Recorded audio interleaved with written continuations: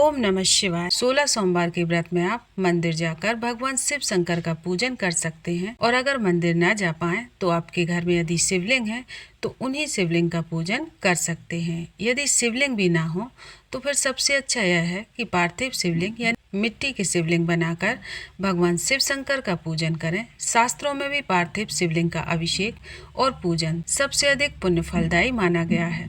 इसलिए आप चाहें तो घर पर ही मिट्टी से शिवलिंग बना लीजिए। और देखिए व्रत हमें कैसे करना है। तो सोमवार के दिन सुबह जल्दी उठकर स्नान कर लीजिए। उसके बाद में एक चौकी लगा लीजिए। चौकी के ऊपर सफेद रंग का वस्त्र बिछाकर थोड़े से फूलों या फिर अक्षत का आसन देते हुए शिव परिवार को विराजमान कर लीजिए। शिव परिवार की फोटो या मूर्ति जो भी आपके पास हो उन्हें आप विराजमान कर लीजिए। और देखिए तस्वीर में ही गणेश जी भी हैं, इसलिए हमें गणेश जी को अलग से विराजमान करने की कोई आवश्यकता नहीं है।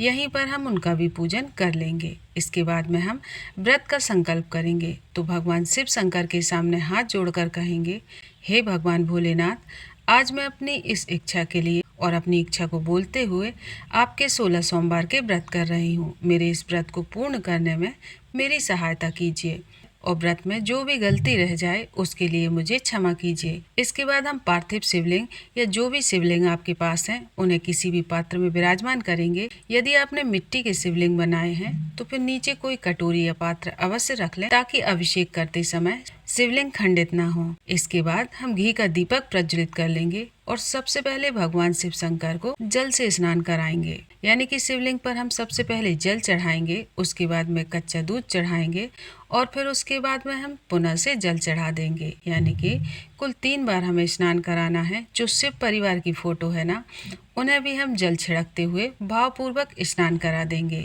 इसके बाद में वस्त्र स्वरूप कलावत समर्पित कर देंगे। तो गणेश जी को और माता पार्वती को, भगवान शिव शंकर को, सभी को हम वस्त्र रूपी कलावत समर्पित कर देंगे। इसके बाद में हम तिलक लगाएंगे। तो भगवान शिव शंकर को चंदन का तिलक लगाया जाता है, तो हम भगवान शिव शंकर को चंदन का तिलक लगा देंगे। उसके बाद में हम गणेश जी को, माता गौरा को रोली से तिलक कर देंगे। इसके बाद में अक्षत यानी चावल समर्पित कर देंगे और फिर उसके बाद में हम बेलपत्र समर्पित कर देंगे। शिव पूजा में बेलपत्र का सबसे अधिक महत्व बताया है, इसलिए बेलपत्र अवश्य ही अर्पित कीजिएगा। बेलपत्र उल्टा समर्पित किया जाता है और इस प्रकार से रखें कि बेलपत्र का स्पर्श शिवलिंग से अवश्य हो। तो जो भी सामग्री आप भगवान शिव शंकर को समर्पित करेंगे ना, वही गणेश जी को और माता पार्वती को भी अवश्य समर्पित कीजिएगा। इसके बाद में हम भगवान भोलेनाथ को भांग धतूरा, समी पत्र, मदार तथा भगवान शिव की जो भी प्रिय वस्तुएं उपलब्ध हों आपके पास, वे सभी आप अर्पित कर दीजिए। इसके बाद में हम फूल समर्पित कर देंगे। अब देखिए 16 सोमवार के व्रत में भोग कैसे समर्पित किया जाता है। तो यह सबसे विशेष बात है। जब आप भोग समर्पित करेंगे तो मीठा भोग ही हमें अर्पित करना होता है। 16 सोमवार के व्रत में नमक बिल्कुल भी नहीं खाया जाता। इसके बाद में देखिए 16 सोमवार के व्रत में जब भोग चढ़ाया जाता है तो चूरमे का भोग लगाया जाता है। तो यहाँ पर हमने चूरमे के 3 लड्डू बनाकर चढ़ा दिए हैं।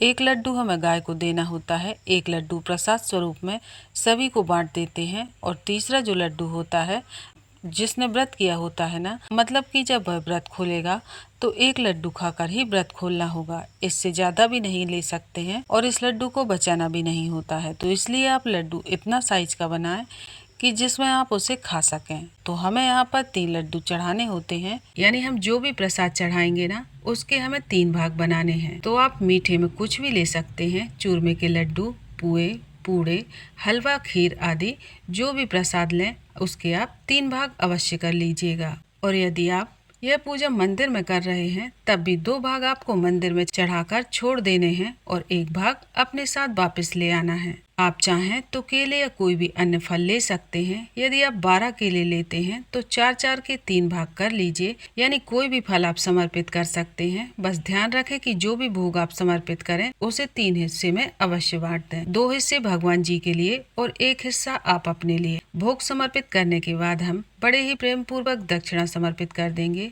क्योंकि दक्षिणा पूजा में हो रही कमियों को पूरा करती है। अब हमें कथा सुननी होगी। तो कथा सुनने के लिए हमें 1 लोटा जल ले लेना है अपने सीधे हाथ में थोड़े से अक्षत और फूल ले लेंगे और फिर इसके बाद में 16 सोमवार व्रत की कथा सुनेंगे। आप पुस्तक में से भी कथा सुन सकते हैं। कथा पूर्ण होने के बाद हाथ में लिए हुए चावल और फूल भगवान शिव शंकर और माता पार्वती गणेश जी को समर्पित कर देंगे। इस प्रकार से कथा पूर्ण हो जाएगी और इसके बाद में हम आरती करेंगे। तो सबसे पहले धूप दिखाएंगे, फिर कपूर या फिर उसी दीपक से जो हमने जलाया था ना, उसी से हम आरती कर लेंगे। तो सबसे पहले गणेश जी की आरती करेंगे और फिर भगवान शिव शंकर की आरती कर लेंगे। आरती के बाद हाथ जोड़कर पूजा में हो रही कमियों के लिए क्षमा याचना करेंगे और अपनी मनोकामना शीघ्र पूर्ण करने के लिए प्रार्थना करेंगे। इस प्रकार से पूजन पूर्ण हो जाएगी और पूजन के बाद जल का लोटा सूर्य देव को या फिर चंद्र देवता को अर्घ्य के रूप में समर्पित कर देंगे। अब देखिए, हमने जो प्रसाद चढ़ाया है उसके 2 हिस्से गाय को खिला सकते हैं और यदि गाय ना मिले तो एक हिस्सा किसी कन्या को दे दीजिए और दूसरा हिस्सा प्रसाद के रूप में सभी को बांट दीजिए। और यदि मंदिर में पूजा कर रहे हैं तो फिर दोनों हिस्से मंदिर में ही चढ़ाकर छोड़ दीजिए और जो तीसरा हिस्सा है जिसने व्रत किया है वह खाएगा। इसके अलावा कुछ नहीं खाना होता है। हाँ, दूध चाय आप अवश्य पी सकते हैं।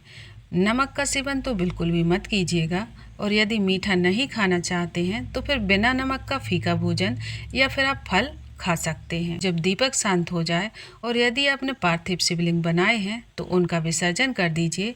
किसी पात्र में जल भरकर उसमें शिवलिंग और पूजा की सामग्री रख दीजिए।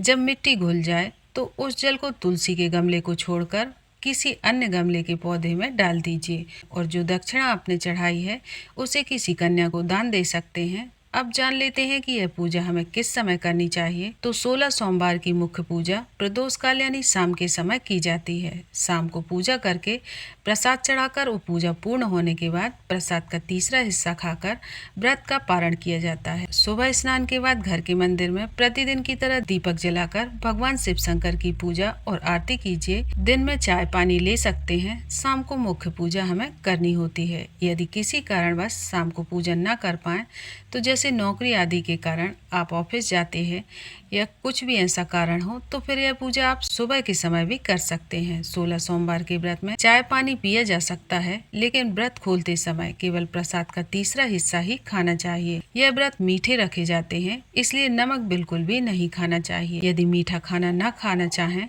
तो फिर बिना नमक के फीका भोजन कर सकते हैं। और एक बात और ध्यान रखें कि 16 सोमवार के व्रत लगातार किए जाते हैं, बीच में इस व्रत को छोड़ा नहीं जाता। और यदि महिलाओं को कुछ दिनों तक पूजा करना संभव ना हो पाए तो फिर उन दिनों में पूजन ना करें, लेकिन व्रत तो आप अवश्य ही कीजिएगा। केवल मन ही मन में भगवान शिव शंकर और माता पार्वती का स्मरण कीजिए।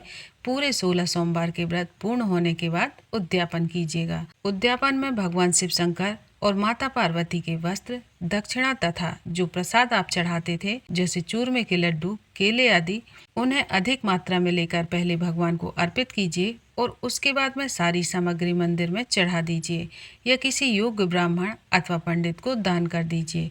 इस प्रकार उद्यापन पूर्ण हो जाएगा। तो यह थी 16 सोमवार व्रत की बहुत ही सरल पूजा विधि। आशा करती हूँ यह पूजा विधि आपको अच्छी लगी होगी। तो अगर वीडियो अच्छी लगी हो तो कमेंट करके ज़रूर बताइएगा और आपके लिए थोड़ा बहुत भी यूज़फुल हो तो वीडियो को लाइक ज़रूर कीजिएगा। और पूजा पाठ, व्रत, त्योहार क्या देखने के लिए चैनल प्रियंका धर्म ज्ञान को सब्सक्राइब करना ना भूलें। भगवान भोलेनाथ आपकी सभी मनोकामनाएं अति शीघ्र पूर्ण करें। इसी कामना के साथ फिर मिलेंगे किसी और वीडियो में। ओम नमः शिवाय। हर